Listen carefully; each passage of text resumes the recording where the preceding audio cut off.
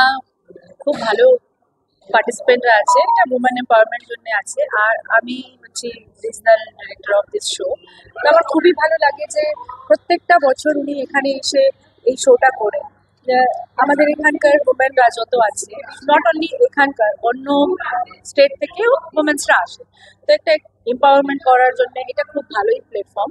আর অলি ত্রিপাঠী যেটা করে যে খুঁজে খুঁজে বের করে ইনভেনশন গুলো, তো এটা খুব মানে আমাদের ওমেন্সদের জন্য খুব ভালো। আমি তো বলবো যে যে কোনো প্ল্যাটফর্ম, যে কোনো শো, একবার যেন মহিলাদেরকে একবার যেন পার্টিসিপেট করার জন্য আমি একদম বলবো যে করো।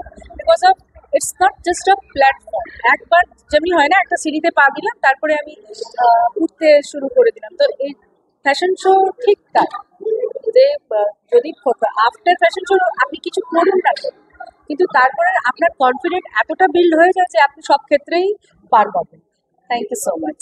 আরেকটা জিনিস ঋতু, সেটা হচ্ছে যে এখানে একটা 42+ একটা ক্যাটাগরি আছে। যখন মানে মা বা হয়ে যাওয়ার পরে বা সন্তান হয়ে যাওয়ার পর অনেকেই বলেন যে আমাদের কিছু করার নেই, সেক্ষেত্রে এটা 42 না, এটা লিমিট এজ, মানে লেস, কি বলে, এজ লিমিট আছে এখানে। 66 ইয়ার্স এর একটা লেডি আছেন, তিনি হয়তো গ্র্যান্ডমা আছেন।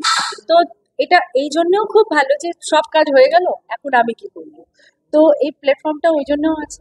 তো এখন ওরা ফ্রিডম, এটা তখন কিছু করতে পারলাম না, এখন আমি নিজের লাইফটাকে এনজয় করছি, এটাই সব থেকে বড় কথা। তাই